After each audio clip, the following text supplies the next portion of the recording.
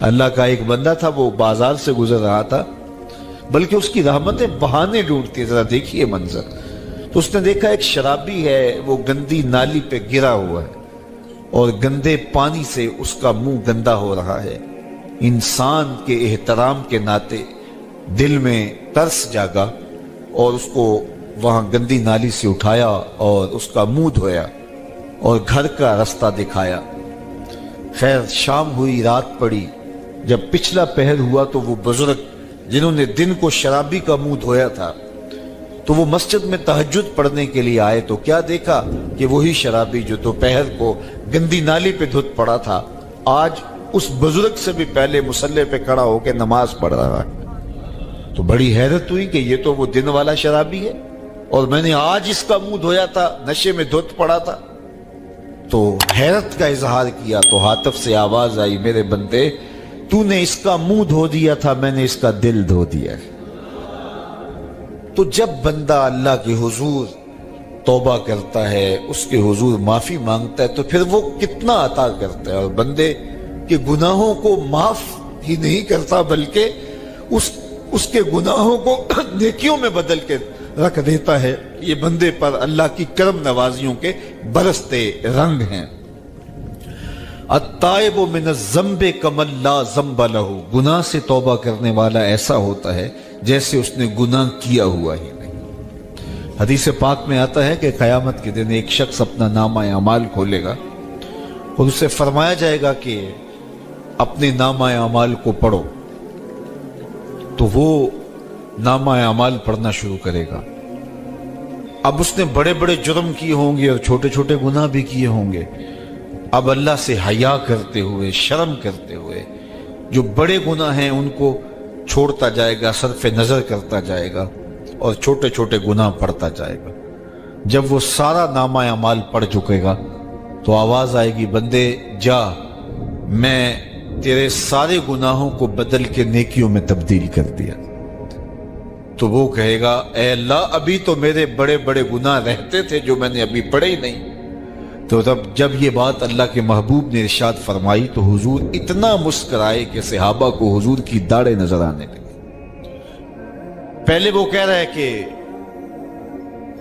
چھوٹے چھوٹے گناہ پڑھتا ہے اور بڑے چھوڑتا چلا جاتا ہے، اور جب یہ اسے پتا چلا کہ ان گناہوں کو بدل کے نیکیوں میں تبدیل کر دیا جائے گا تو وہ کہتا ہے ابھی تو بڑے بڑے گناہ میرے رہتے تھے۔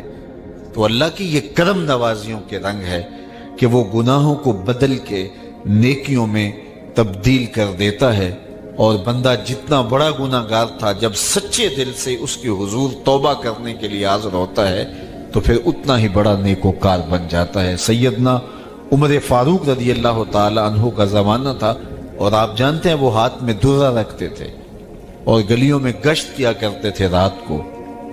دن کو بھی آپ دیکھتے تو ایک شرابی تھا جو ہاتھ میں شراب کی بوتل لیے آ رہا تھا، اچانک گلی کا موڑ کاٹا تو آگے حضرت عمر آ رہے تھے، ایک دم ڈر گیا اور دل ہی دل میں کہا، اے اللہ حضرت عمر کے قہر سے بچا لے، ساری زندگی شراب نہیں پیوں گا۔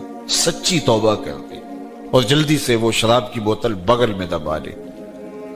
اتنے میں حضرت عمر بھی سر پہ پہنچ گئے اور کڑک کے کہا، گرج کے کہا کہ یہ تیرے پاس کیا ہے؟ تو تھی تو شراب۔ اب ڈرتے ہوئے اس نے کہا، حضور یہ سرکہ ہے۔ تو حضرت عمر فرمایا، نکالو۔ اب وہ تھر تھر کانپ رہے اور بغل سے وہ شراب کی بوتل نکالی۔ جب نکالا تو وہ شراب نہیں تھی، سرکہ بن چکا تھا۔ تو جو اللہ شراب کو سرکے میں بدل دینے پہ قادر ہے وہ گناہوں کو نیکیوں میں بدل دیتا ہے۔ تو یہ ایک صورت دکھائی کہ دیکھو یہ شراب کو سرکے میں تبدیل کر دیا، تمہارے گناہ بھی نیکیوں میں تبدیل کر دیں گے۔ تم آؤ تو صحیح اس کی چوکھٹ پہ، تم ہاتھ تو پھیلاؤ۔ حضرت داتا گنج بخش علی حجویری علیہ رحمہ کشف المعجوب کے اندر لکھتے ہیں کہ جو فرمایا گیا کہ جس نے توبہ کی اللہ نے اس کی مغفرت کر دی، تو ایک بزرگ کا قول نقل کیا کہ جس کو اللہ نے بخشنا تھا اللہ نے اس کو توبہ کی توفیق دے دی۔ اس کو بلایا ہی اسے ہے جس نے مغفرت کرنی تھی۔ تو توبہ کی توفیق کا نصیب ہو جانا یہ اللہ کی خاص رحمتیں ہیں، اور توبہ کرنے والا اللہ کی خاص رحمتیں پاتا ہے۔ توبہ کرنے والا جب اس کے حضور حاضر ہوتا ہے تو اللہ تعالیٰ اس پہ بہت خوش ہوتا ہے۔ اللہ کے محبوب علیہ السلام نے باقاعدہ ایک مثال سے یہ حقیقت سمجھائی کہ توبہ کرنے والے کے لیے اللہ کی خوشی کا عالم کیا ہوتا ہے، اللہ کیسے خوش ہوتا ہے توبہ کرنے والے پر۔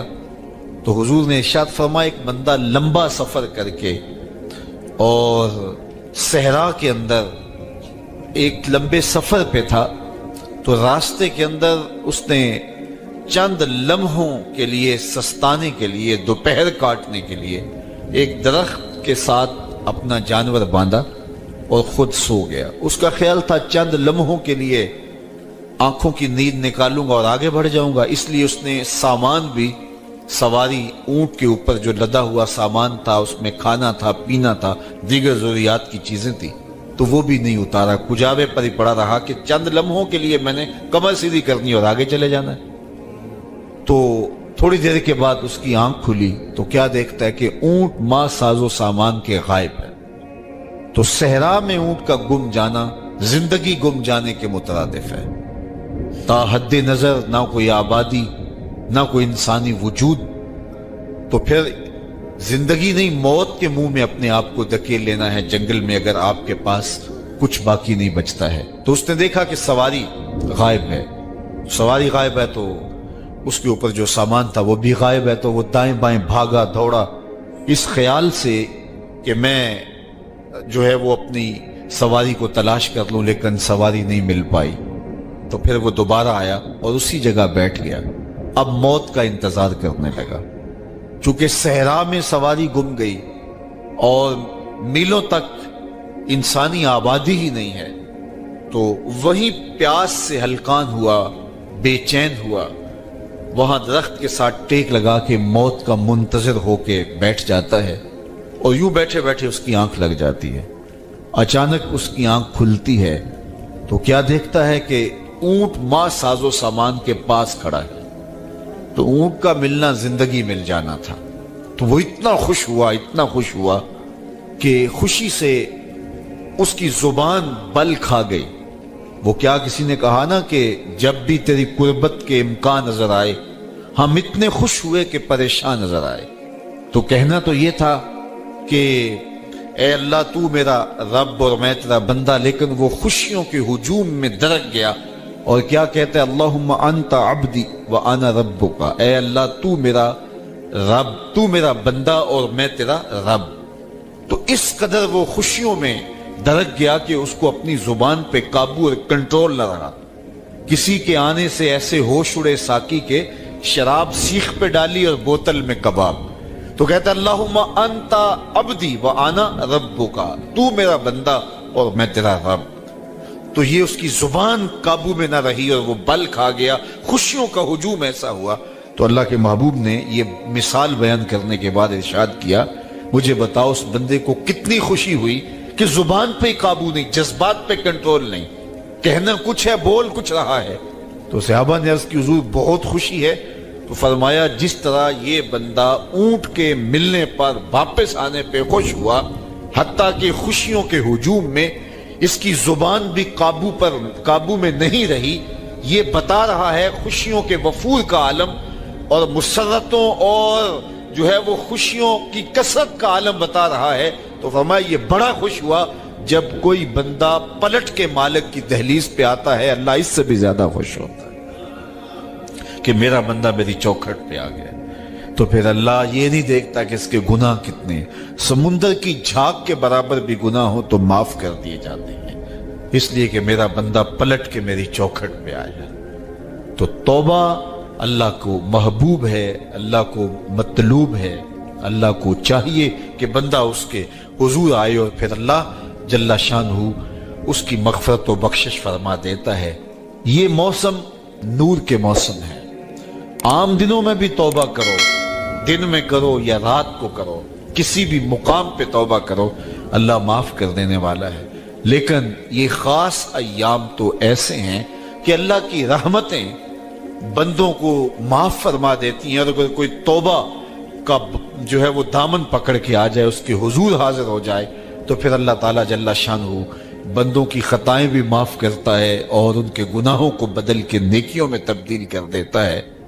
خوش نصیب ہیں وہ لوگ جو ان بابرکت ایام میں اپنی بخشش کا سامان کر لیتے ہیں، اور ان سے بڑا بدبخت بھی کوئی نہیں جو ان سہانے موسموں میں بھی پیاسے رہتے ہیں اور ان موسموں میں بھی ان کی بخشش و مغفرت نہیں ہو پاتی۔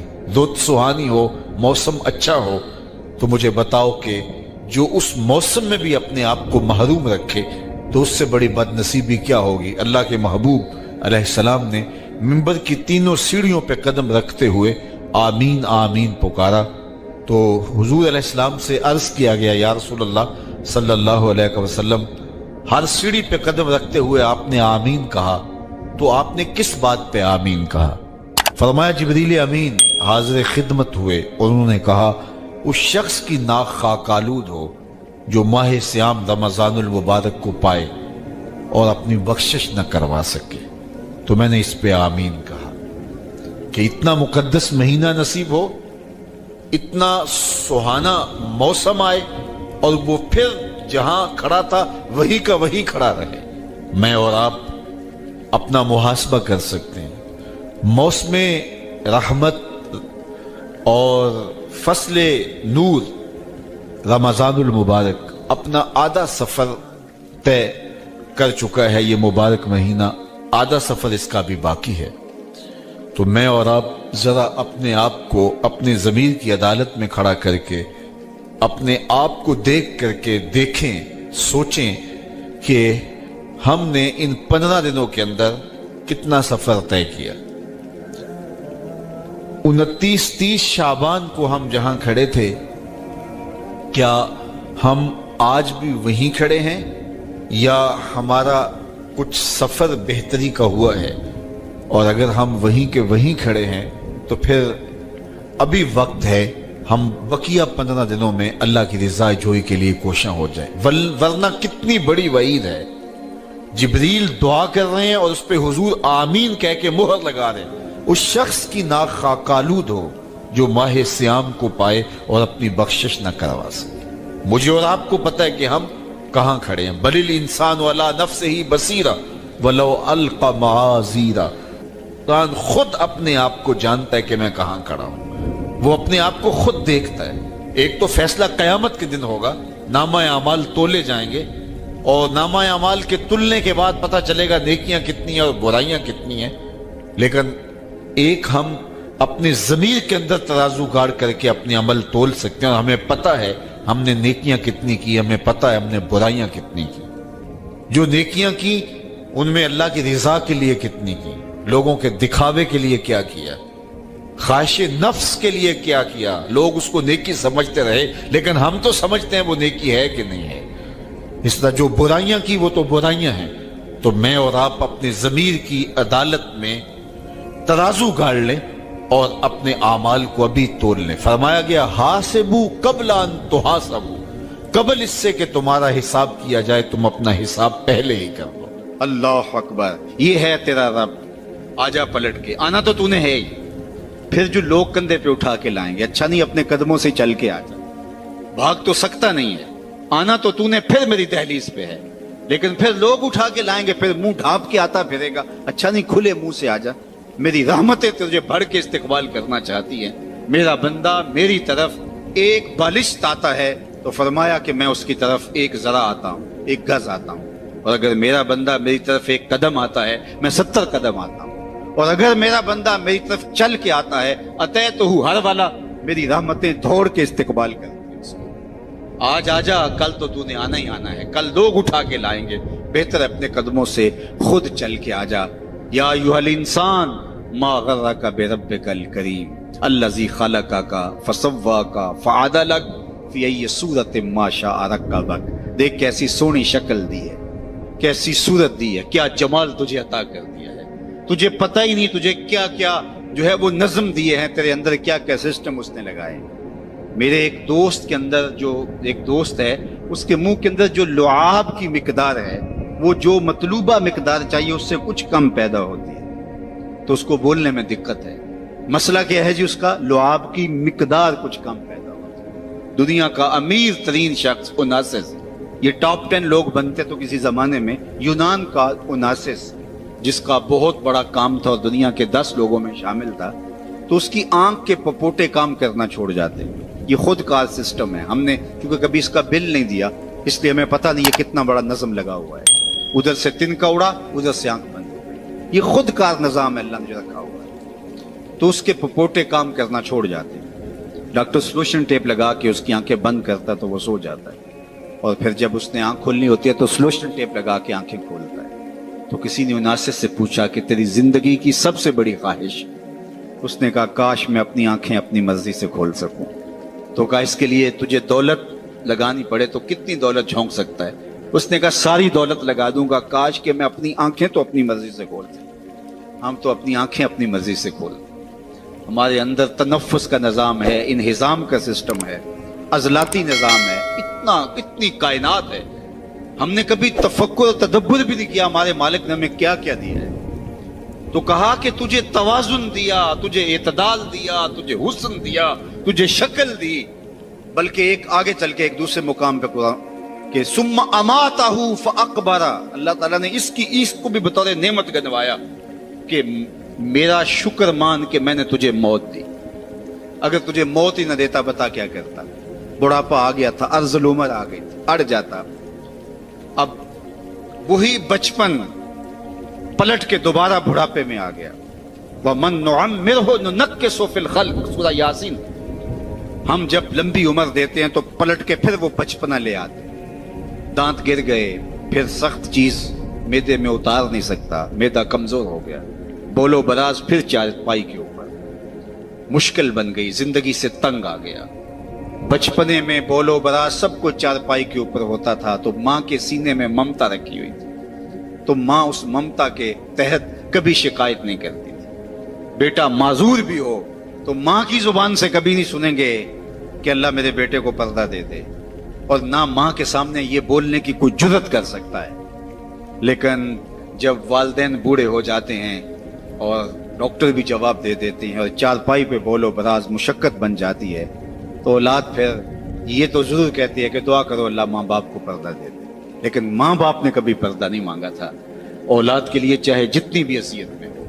اللہ اکبر، وہ مشکل وقت آ گئی، یہ ارذل عمر ہے، پھر پلٹ کے بچپنا آ گیا، ایک گلاس پانی کے مانگنے کے لیے پوری توانائیاں صرف کرنی پڑتی ہیں، پھر آواز نکلتی ہے، پھر آنکھیں انتظار کرتی ہیں کوئی 2 گھونٹ پانی لے آئے، پھر وہ پانی پیش کرتا ہے، تو پھر پوری ہمت لگا کے اس پانی کو جو ہے وہ حلق سے نیچے اتارنا پڑتا ہے، کتنی مرتبہ سانسیں لینی پڑتی۔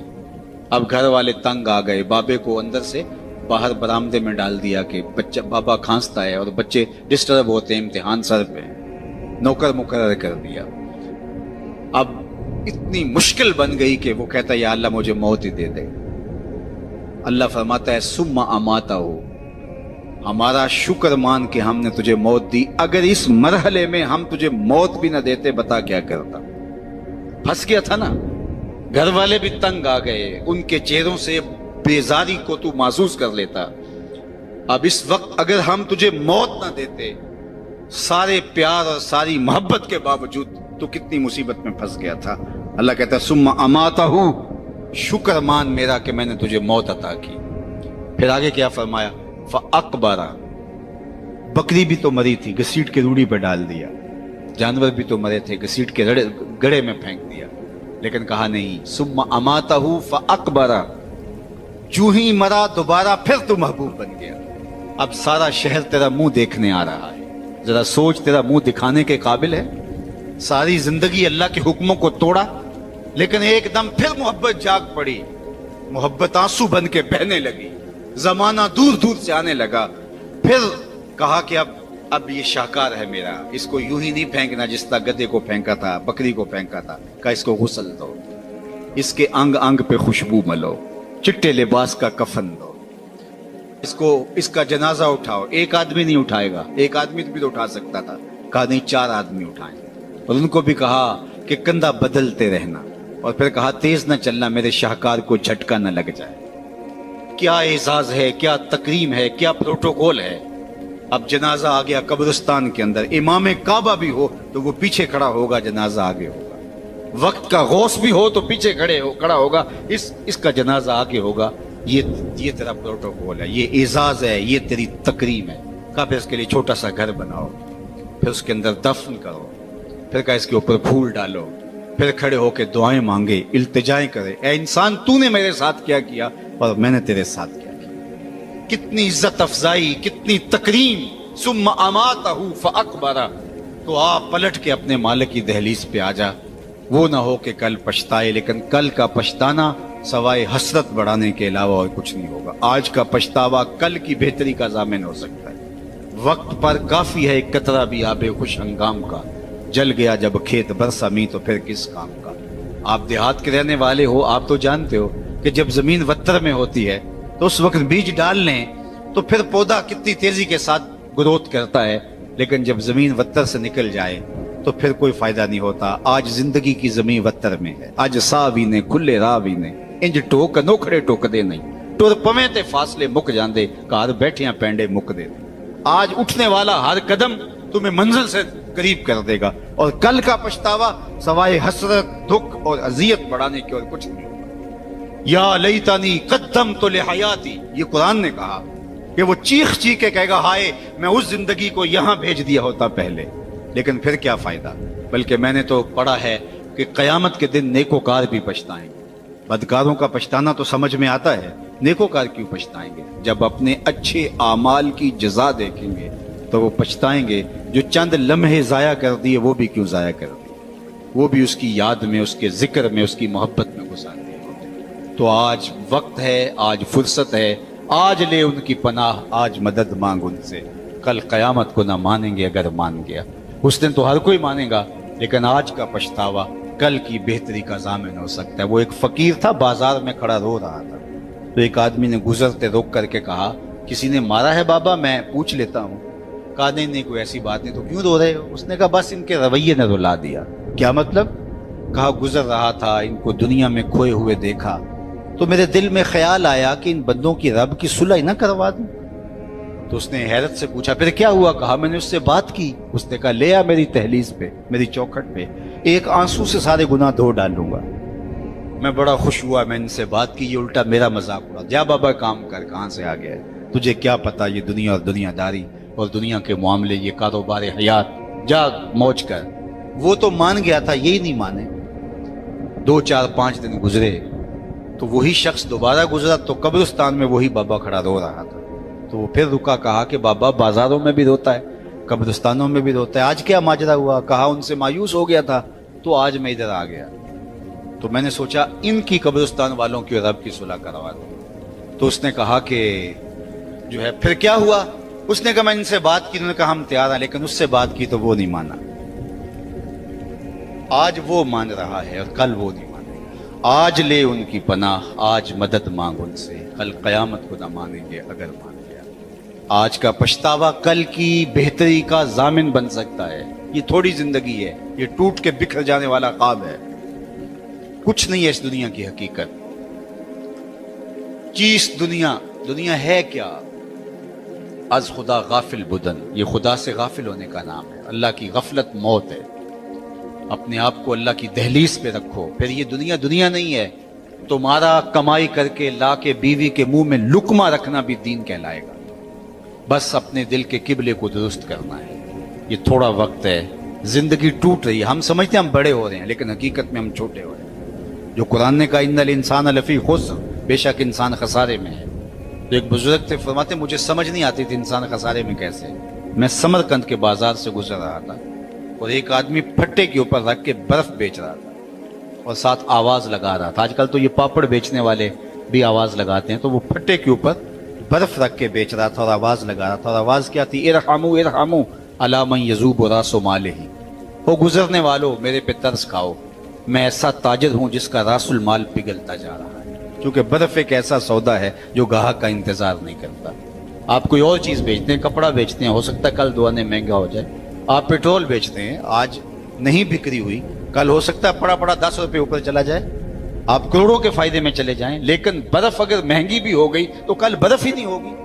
تو وہ پھٹے کے اوپر رکھ کے برف بیچ رہا تھا اور ساتھ آوازیں دے رہا تھا، ارحموا ارحموا علی من یذوب راس مالہ، आओ मेरे पे तरस खाओ, मुझसे बर्फ का एक एक टुकड़ा लेते जाओ, मैं ऐसा ताजिर हूं जिसका रासुल माल पिघलता जा रहा है। तो वो कहते हैं मेरे कदम रुक गए और मैंने उसको कहा मुझे इन्नल इंसान लफी खुस्र का तर्जुमा समझ में आ गया।